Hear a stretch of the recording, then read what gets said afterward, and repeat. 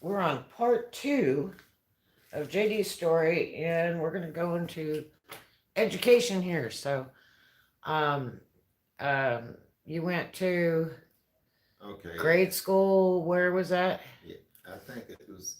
I think we ended the last video talking about the fight I had in the ninth grade, and then that's when I started doing other things. Okay, so in ninth grade, what school were you attending there?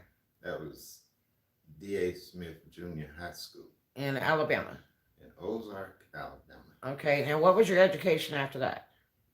Well, in the 10th grade, what was significant about the 10th grade, uh, there was uh, racial strife at Carroll High School in 1974. And what happened, uh, with what was going on, they had cheerleaders, and all of the cheerleaders was white, and the majority of the basketball team was black, and a lot of the football players, probably half and half. Uh-huh. And but we had no representation, no black girls made the cheerleading team. What?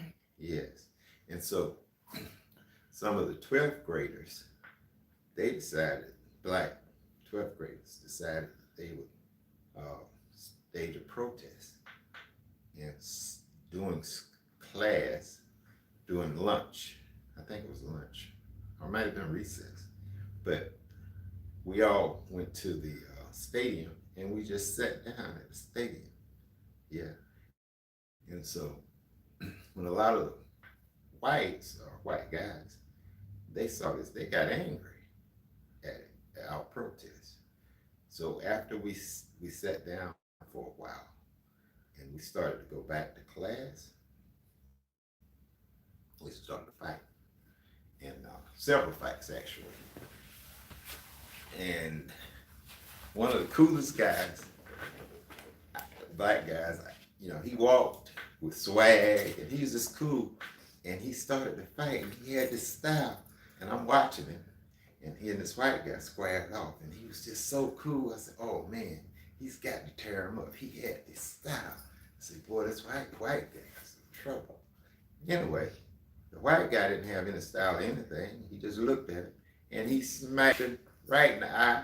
And my cool man, he just grabbed his eye and started ripping, and that tickled me, and that was the end of that fight. But he some people when they get hit, they hit back.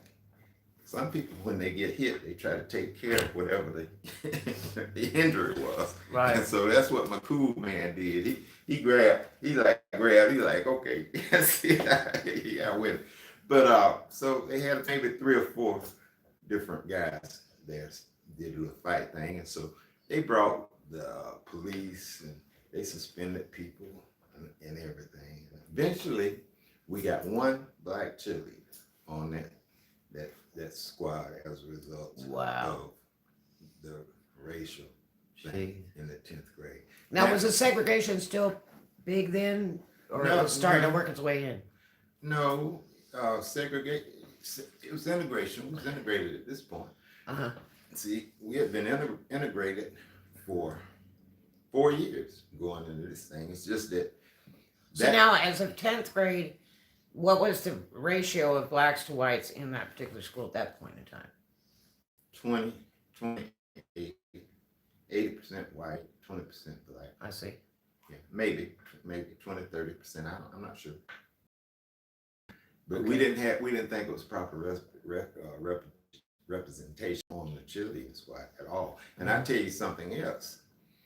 Prior to that, the cheerleaders, which was predominantly white, most of the time with the high school team, they would ride in the buses with the athletes.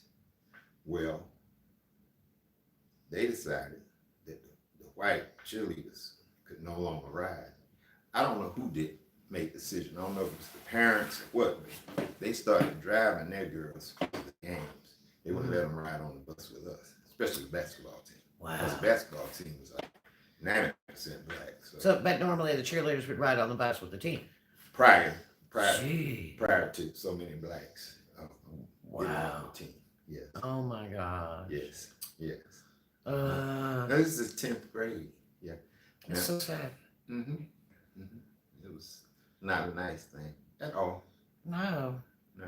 That's just, wow. Mm-hmm. Amazing. So now, so you did, you graduated high school. Yes, but before we go there, Okay. my grades in the 10th grade was A's, B's, C's.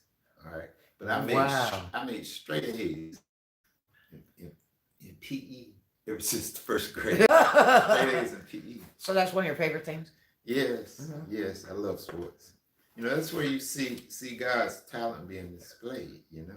Now, did you take any different kind of classes? Like, some guys, when I went to school, that some guys were allowed to come in and take home ec, which was cooking or sewing or whatever. We had the choice, but now none of the guys would take home ec because, Really? well, not. Let's see. I don't want to be homophobic here, but some guys, maybe 2 or 3 guys, you know, would be in home ec, but those were the gay guys. Yes. Yeah. Yes. Amazing. Okay, so I want to do woodwork, and they wouldn't let me do it because I was a girl. Yeah. I'd want to do woodworking so bad and make that little chess set and all that. Yeah. They refused to let me do it. But most of the So guys you're a would girl. you had a choice. You had home ec and you take auto mechanics. Now the auto mechanics class, you couldn't take in the 10th grade. And also in the 10th grade, you know, I played football. Because the cool guys, cool black guys, they all played basketball. Football's big country, strong guys, you know. And basketball was more stylish. You know what I mean? Right. It's just more of a cool thing. So I played basketball because it's cool. Yeah. Wow. And it was more of a challenging sport actually to me than football. You know, football, you get the ball, you just run. Basketball, you got to run, you got to jump, you got it's a lot more work. You're running constantly. Whereas football, you got breaks in between plays. Yeah. Basketball's always exciting to watch. I've gone to lots of games and stuff for high schools and colleges and everything, and that's always really, I mean, blood running fun. You know, it's just incredible basketball. Now, what I used to love about football, at least in the 9th grade, you wear your jersey, you know, and if you have a girlfriend on game day, you allow her to wear the jersey around school. You know, that was a pretty cool thing. But I didn't play football in the 10th grade. Okay. And so I didn't play football through high school period. Wow. So I was on the basketball team. And we had a winning season. We had some good players. But I was on junior box. 10th grade. Okay. Yeah. And then we're going into grade. That's when we started telling you got to start thinking about college if you want to go. And so. Wow, I'm surprised you even gave you that option, because when I taught school, a lot of kids in Arkansas, when I taught there, the black children there in the younger classes, I said, so what do you want to be in college when you grow up? And all, they're like, oh, you know, our family can't afford. I said, you know what? I will help you fill your papers out. When it gets to that point, anybody can go to college. Yes. You know, that they have a lot of government financing that, and they're like, really? I'm like, yeah, if that is your dream, you have a dream, there's something you want to do, you can go to college. Now, also in the 10th grade, they had a test. It's called the California Achievement Test. And I had performed evidently really well, because in the 10th grade, they had me in the class with all the brains. I'm talking about it's only 3 of us. I mean, we was taking college preparatory classes in the 10th grade, and I hated it because I had to try really hard just to make a C. I mean, I'd go home from school, I'd have so many books, you know what I mean, under my arms from the library and everything. So it was a headache. But then I look at my teammates, and these guys are all happy, but they're not taking any of the classes that I'm taking, and they're happy after school, and they're making good grades, and they're not taking home any books. So I figured out that it was the California Achievement Test. So in the 11th grade, going into the 11th grade, I decided that when they gave that test, that I would just go any, many, amount more, and more, and just pick an answer, and so when I got to the 11th, they put me in a class with all of my basketball playing buddies. Yeah. And we clowned, we had fun, and it was things that we had back in the 7th or 8th grade that they were teaching. Yeah. So I made good grades. Didn't have to take any books home, and we could take economics in the 11th grade. So I decided to take auto mechanics, knowing Really I wasn't going to be a mechanic. Didn't care anything about fixing cars. I did it because it took like you got like 3 hours. You could use in there like for 3 hours, and some of the students would roll under a car and something they call a creep. All the school they was in varsity, or what they call varsity PE, and I wasn't in varsity PE because I wasn't particularly interested in any more sports there at school. But just in the regular PE class, they have you run, jump, they time you in the 40-yard dash and things of this nature. And I did the long jump, and I set a record. I jumped 21 feet. Jeez. And the first time I did it, the coach couldn't believe it. He said, "Let me see you jump. You jump again from jumping." He measured it. And so I jumped again, the same thing, 21 feet. He said, "Hey, how would you like to be in varsity PE?" I said, "No, I don't want to be in varsity PE because I'd have to change my schedule. I love my teachers, and I love just the way I had that schedule in the 12th grade. I didn't want to change." He said, "You don't have to change. We'll get you out of school. You don't worry about your grades. We'll handle that. All you got to do is jump." So I got on the track team, and I was the only black on the track team. Now there was blacks in the school that could outrun me. There was older guys that was fast and everything. But when I got on the track team to jump, I wound up running the 100-yard dash because I was faster than everybody on the track team. Wow. In the short distances, the 100 to 200. Right. Yeah. So I did that. I got a chance to get out of school early, 12 o'clock, and travel, around Southeast Alabama to different schools and compete in track and field. Do you think or believe, like I used to hear stuff like if a guy was really good in sports, that, they would, talk to teachers and they're giving them A's and stuff and just so they could still stay in sports. Do you think that's true? Was that true You wouldn't in your have time? to, you wouldn't have to talk them.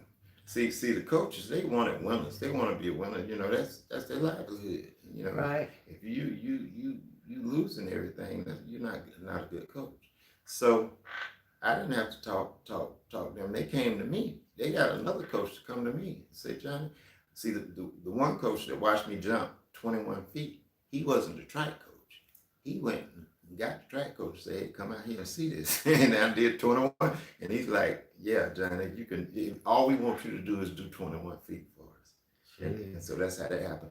Now, another reason why I gave up the basketball is because that's when I wanted to do individual thing, and I wanted to get into karate, and that's the year I got in karate down at Wallace Junior College. They had and that's in Alabama. It was a Wallace Junior College is in Midland City, Alabama. Yes. Okay, yeah, I know where that is. Yes, in between Ozark and close to Dothan, actually. Yeah. And so I'd go down to Wallace, and I took up a class called Ishinru, and it's an Okinawa karate class. The Grand Master was Tatsu Shimanbuku.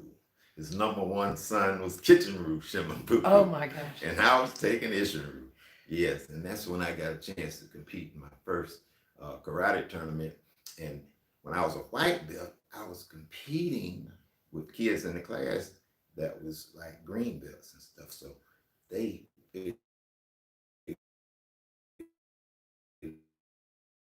this term kata, and I definitely went in kumite, which is sparring, fighting. Right. And so that first tournament, I was so nervous, and I can remember they calling out the third place guy, and I was hoping for Carter for form, and I said, "Man, I hope I didn't get no third place. I hope I didn't." And they didn't call my name, and they didn't come for second place. I said, I don't want second place either. They didn't call my name. Oh my So God. now first place, I said, okay, that's me. All right. They didn't call my name. No. Oh, I was so upset. And then they have a break between the sparring or the fighting and I mean it's a break between the kumite, the form, and the fighting. And so during the break, I was so upset. I went to the bathroom and I just spilled myself, you know, just let it out right in the toilet. Yes. Oh yes, no. Yes, I was upset. So now I got to fight and I'm upset. And so I get out there to fight and I lose 1, 2, 3. Not a problem. Wow. Yeah. So I was really hurt and disappointed. My first karate tournament. And my instructor told me, he said, well, Johnny, you know, you did well, but you'll do better the next time. And we went and I won and went again and I won and I lost and I won, lost, won, lost. And so I did pretty good with karate, but now it's time for me to graduate. Now, before that, they give an award out in PE. It's called Best PE Boy. That's the best. That means the best throughout, from the first grade through the 12th grade. This award called, that's what it said, Best PE Boy, and they got Best PE Girl. All right. And I received the Best PE Boy award. Now, is that right? Now, this particular coach, I don't want to call his name. I remember taking a test and I made a 59. It was on a tennis test. I didn't study tennis at all. I didn't study and so I just took the test, right? And I made 58. And what he did, he called me to his office. And he said, Johnny, what happened? He just shaking his head. And I said, well, Coach, I just didn't study. He said, well, Johnny, we just can't have that. And in front of me, he took my 5 and he turned it into an 8. What? Yeah, that's how much he liked me. He was a nice man. Amazing. If I had his permission, I would mention his name. But if he watched this video, and he is one of my Facebook friends, then he know I'm talking about him. I appreciate it. What a blessing. Thank you much. All right. Yeah. And if you're on there, you want to comment, that's okay. But he's just giving you a chance to shadow away on that one if you like. That's right. But wow. So it's interesting. Okay, so you went through all your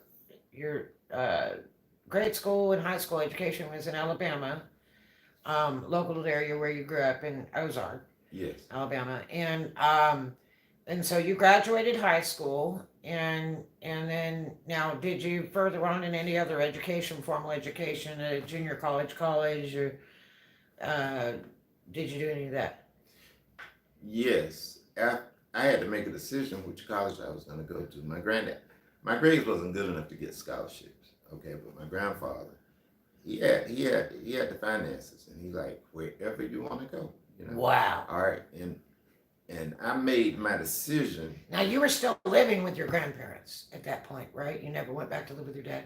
That's correct. Okay. And so I made that decision based on a couple of things. And this first thing, it sounds maybe like a little racist, but I remembered what it was like to be in an all-black school prior to integration. Right.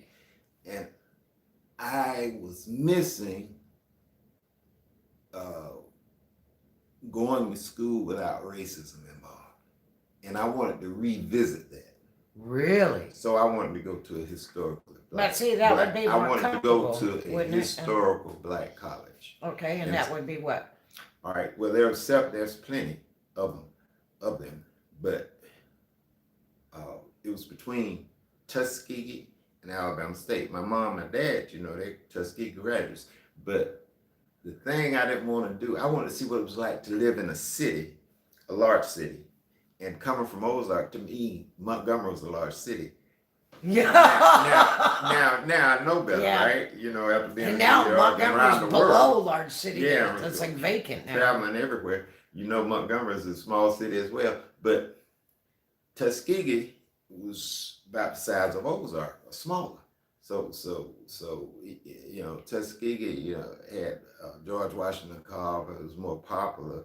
Uh-huh. You know, they had the Tuskegee Airmen, and they were famous, and that's where Mom and Dad finished. And Tuskegee and Alabama State was rivalries. It was a rivalry between Tuskegee and Alabama State, just like Auburn and Alabama. Right. A lot of white kids didn't know that. See, but people in the black community, we knew that was Turkey Day, Thanksgiving. That's when they would play each other, and that was a big thing. I mean, it has a lot of history, and so. Okay, let me go back to this real quick. Okay, now your parents both graduated at Tuskegee. What did they graduate with? What was their specialty? My father was a PE major. I see. And a science major. Okay. And my mother, she was social studies and history. Okay. All right. All right. But at Alabama State, all right, well, my decision, another reason I chose Alabama State is because my playmates growing up, Pierre and Ray Charles Dick, they were going to Alabama State. Wesley Locke, he was going to Alabama State. These are guys that lived in my neighborhood. Uh-huh. Yeah. And so I decided to go to Alabama State in Montgomery because Montgomery was a bigger city and because my buddies was there. Right. Yeah. Now I knew before going that I was going to major in business because my grandfather was a businessman and he pretty much told me, you're gonna do business, you know? Yeah. Wow. Yeah, so I majored in business management. Okay. The first year I was at Alabama State, first time I met Africans. When I was in line enrolled for Alabama State, I was behind 4 Africans, and they were speaking Igbo. They were Igbo tribe of Nigeria, and I can remember looking at them, and they knew I was looking at them strange because that was really kind of that's the first time I was around somebody that spoke a different language. But then they quite naturally they could speak English, and one of the fellas' name was Onabanjo. That was his name, Onabanjo. Well, Alabama State then we was on a quarter system, and we take like 16 hours. That's a full quarter load. That's 4 classes a week for an hour. That's a full load. But they would take like 28 hours. Yeah, I always almost took twice at least that much. 30 to 40. That's We had to what- get Dean's signature. That's what they would take. And on a banjo, before I graduated, on a banjo had his master's and was teaching at Alabama State. Whoa. Yeah, the Nigerians, they went at it really, really hard. Wow. Yeah. So now, while I'm in school, I didn't have to, I chose to get another karate class. They didn't have Ishinru, that particular style, in Montgomery, but they had Hakata. So I got in a Hakata class outside of Alabama State. And so that's where I got my black belt in karate. And that's where I got an opportunity to box. Okay. What happened, the guys from Atlanta, some of these professional boxers from Atlanta, they'll come back home. They needed somebody to spar with, so they'll stop by the dojo. And I was the punching bag. Yeah. Oh, no. And so I knew karate. I didn't know how to box, but they would box. And I had a hard time. I learned fast, but I took some beatings dealing with those.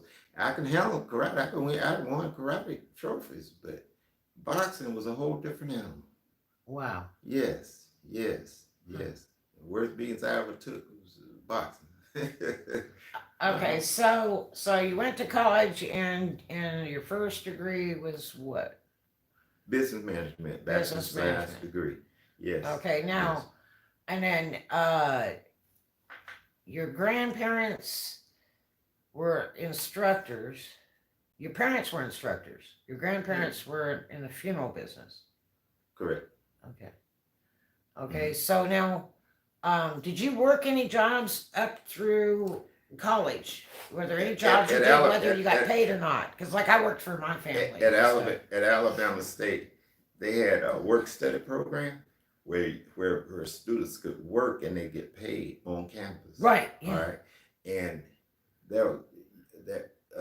they had a radio station at Alabama State. Oh, wow. And it's still there now. And I would DJ. I volunteered to DJ just so I could get popular on campus, you know. But they only let you play jazz. That's why I like jazz today. Oh, wow. Yeah, I fell in love with it when I started. And they only let you play jazz? That's yes. incredible. It's a jazz station now. There. Gee whiz. Yeah. It was a lot of fun. Wow. And I got to be kind of popular too, you know. So now is that the only job you had up through college? Yes, I didn't get paid for that. I was just on total voluntary basis. I worked for a family. I did, kind of at first, yeah. So I graduated Alabama State, and I thought school was over for me. My grandfather said, no. You got to go to March Science School. Now here comes film business, right? So the best March Science School in the country at that time was Gupton and Jones College of March Science, based on the fact that most students finishing Gupton and Jones, when they take the national exam, they had a higher percentage of students that passed that exam than any other March Science school in the country. Right. So I went to Gupton Jones College of March Science in Atlanta. I received a diploma. In Atlanta, Georgia? Yes. Gee whiz. So you lived in Atlanta or lived on the campus? For that? I stayed in an apartment in Atlanta. But now, while I was at Alabama State, another thing I started doing was playing chess. And I got to be pretty good. In my senior year, I was the chess champion at Alabama State University. And then when I when I moved to Atlanta, I stayed in Timber Lane apartments. It was 752 apartments. And they would call me the Timber Lane chess champion because I'd beat everybody. But then it would be people to tell me, if you really want to play, you need to join USCF, United States Chess Federation. And wow. and yeah, you can play some of the best chess players in the world. So I joined the United States Chess Federation, and I was in 10 tournaments. While I was there, I won first place in 8 of them. I was the Georgia chess champion for under 1800 rating. Okay. Yeah. Huh. Yeah. Okay. And so I had the 35th highest rating in the state of Georgia. And I only played in 10 tournaments. So my rating really didn't top out. You know, your rating will eventually level out the more tournaments you play. And so my rating kept rising after each tournament. And I believe I was playing close to a master level, but it never got there officially because I didn't play in enough tournaments. But when I left, I had the 35th highest rating in Georgia, and came to Alabama, I had the 5th highest rating in the state of Alabama when I came. Now I'm done with school now. Now I'm back in Ozark, ready to do what I knew how to do prior to even going to college, which was in Bombardi's. My grandfather had taught me that when I was in school, high school. And I knew how to run a funeral home when I was in high school. But now he said, now you got to do this. And I didn't have time to do anything. Now, while I was at Alabama State, one thing they told me in business, if you own your own business, what we expect you to do is go home and give back to the community. You're making money from the community. Give back to your community. Okay. And how do you do this? You start programs. You don't duplicate existing programs, but you start programs in the community. We already had the Boy Scouts, and we had baseball teams, softball teams, and they had karate schools around, but they didn't have boxing. And so that was a program. Everybody thought I was going to teach karate because I was a karate guy, black belt. Right. But I knew I was going to teach boxing. So now we're talking about, this was in 1982, I think it was. And I was so busy with film business. And that's when I met my wife. And we got the children, and they come along. And so I didn't have time to give back to the community. So from 81 to 89, to 88, all I did was film business. But I was preparing myself for boxing career by recording we had these what are they, VHS tapes. Right. Yeah, I would record. I have my wife record any fight that came on television, and then we had Showtime, we had HBO, and had a satellite that could even reach out over in Oh Europe. yeah. And yeah, You had and 5 boxes for satellite and dish and all that and stuff. so any fight that would come on TV, I'd have her to record it, and I had about 300 of those VHS tapes, and they record 8 hours each. You see, so I had 2,400 hours worth of videos, and I probably watched those 300 tapes probably, I don't know, 40, 50 times. And I would listen to what the commentators would say, why this guy is not doing well or what he should be doing. And I'd listen and I'd learn. And so I figured I had a pretty good knowledge on how to train. He said to me, I wanted to help me with the funeral home. My grandfather, he retired from funeral business the day I finished Gupton Jones College of Mortuary Science. So I just ran the funeral home. But now my father's retired from teaching school. And I was so happy because I told him if he handled the office work, I'll do all the embalming, I'll pick up the bodies, and I do that because it freed me up. To embalm a body takes an hour, maybe 2 hours in some cases.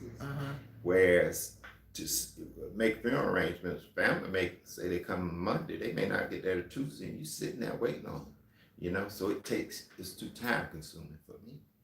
But anyway, he loved the office. He didn't care about embalming people. He didn't like that at all. He knew how, and he was good at it, but that wasn't his thing, but it was my thing. And so that's what I did. Now that freed me up. So I took 4 poles and put in the ground right next to the funeral home. We got a spot of land. And I took 4 poles, nailed in the ground, and I took 4 ropes and put around the poles. I got 2 pairs of boxing gloves. And I just asked the kids, whoever want to do it, let's do it. Oh my And so I got them out there and it was boxing. Now, people would drive by and they see these kids out in the field throwing punches. It became a traffic hazard. You see what I'm saying? So it didn't take long. I'm talking about maybe 3 or 4 days before someone called me from the city. They said, Johnny, we appreciate what you're doing. We hear you got quite a little crowd over there boxing. They said, but we got a place, Archery Recreation Center, and you can get down there and you can box. We got a room there. And wow. Go to boxing down there. So I was happy, and so we took it inside. I had a boxing ring and everything, and kids was doing well. And then one day, the man that was running, Wayne North, God rest his soul, nice gentleman. He told me, he said, JD, they told me to tell you, don't let a kid throw another punch. I said, why? He said, until you get insurance, because something could happen. Oh my God. You got to have insurance. And so I called them and asked them, and they said, well, we got a printout for you. You come get it. We'll tell you, the insurance specifications you got to have in order to do what you're doing. And it said that I had to have $1 million worth of insurance with $500,000 aggregate per occurrence per child. And I'm like, okay, this boxing is over with, it's done. Well, I called USA Boxing because we was a member of USA Boxing. They govern boxing throughout the continental United States of America. And so I called them and they says, okay, we've got everything that city wants. It'll just cost you $100. I couldn't believe it. I said, $100? I cut the check. And I cut the check right then. But I made a mistake. I had them to send the insurance to the city of Ozark. All right, because the city of Ozark is the one that wanted it, right? Right. All right, well, during this period, all the kids was in an uproar about, well, coach, we want to box, we don't want to come there and train without sparring. All right. So what do would you get them releases, or how would you do that? So what I did was this. I heard that they were boxing down in Dothan at a Boys and Girls Club. The name of the Boys and Girls Club was Hawk Houston Boys and Girls Club, where they were boxing in Dothan. And the man that was the director of Hawk Houston Boys and Girls Club, his name was Bob James. I called Bob and I told Bob, you know, I'm Johnny Trawick and I've been training boxers here in Ozark. And he said, yeah, I seen you in the paper a time or two. And I said, I heard you had boxers and the boxing going down in your place. And he said, yes. I said, well, could I bring my boys down to box with some of the Dothan boys? He said, we'd be glad to have you come down and box with us, Johnny. All right, so I loaded up the kids in a sometimes I would take them, you know, back then, you know, they didn't have no limit of how many people you could get in a car. And I remember one time I took 10 kids in a Chevrolet Caprice down to box. And then, but eventually I got a station wagon. It was a Ford Esquire. And I loaded up 13 deep. And we go down we go down to Dothan. Stuck them in like pancakes. Yeah, we go down to Dothan and we box. Now, when this started happening, I was impressed with Hawk Houston Boys and Girls Club. It was right in the project. And I didn't see any incident. I didn't see any fights or anything. The kids was very manageable. Bob James has done a wonderful job running that place. And I was so impressed. And it made my little Wolfpack, I named my boxing team Wolfpack, by the way. And it made my little Wolfpack boxing club seem really small in comparison because it's, you know, I had maybe, at the most I've ever had was 22 boxers at one time. But at Hawk Houston Boys and Girls Club, there's hundreds of kids down there, you know, and all of them getting along. So I said to myself right then, this would be a wonderful thing for us to get in Ozark. We need something like this in Ozark. And I had two boxing rings. Bob James knew I had 2 boxing rings. And one day we was talking, and I said, Bob, what can I do to get a boys club in Ozark? And he said, Johnny, you want a boys and girls club in Ozark? I said, yes, I want it. He said, we can make it happen. I said, we can. He said, sure. I said, well, what do I need to do? He said, I tell you what, if you bring me a boxing ring, if you give me one of your boxing rings, I'll get you a Boys and Girls Club in Ozark. I said, for real? He said, for real. But now did you have to give that to him or like forever? Or you're loaning it to him or? I said, if you make that happen, you got that ring. Oh, and so he started smiling. He went in his office and he wrote on a little piece, he tore off a little piece of paper and he wrote a number and a name. The name he wrote on it was Ronnie Jenkins. And there was a number underneath it. It was an Atlanta number. It was a 404 number. Okay. All right. And he said, all you got to do is call this man and you'll get that Boys and Girls Club in Ozark. I said, okay, bet it up. I told him, I said, if you make that happen, I'll give you a ring. And he says, all right, go ahead and load that ring up. After he gave me that. No. All right. He was so sure it was for real. All right. So I called Ronnie Jenkins. The secretary answered the phone. And I said, my name is Johnny Trawick. I want to speak with Mr. Ronnie Jenkins. He said, hold 1 minute. And he came to the phone. He said, how can I help you? I said, my name is Johnny Trawick. I live in Ozark, Alabama. And I want to know the first thing I need to do to get a Boys and Girls Club in Ozark. And he said, well, you already done the first thing. I said, what's that? He said, let's get in touch with me. He said, you've done the first thing. He said, now the next thing you need to do is get in touch with the significant other. I said, who is that? People's wives, girlfriends? What is it? He said, no, that's the money movers, the shakers in Ozark. These are people that got influence. He said, the most important person you need to have is the director of the housing authority.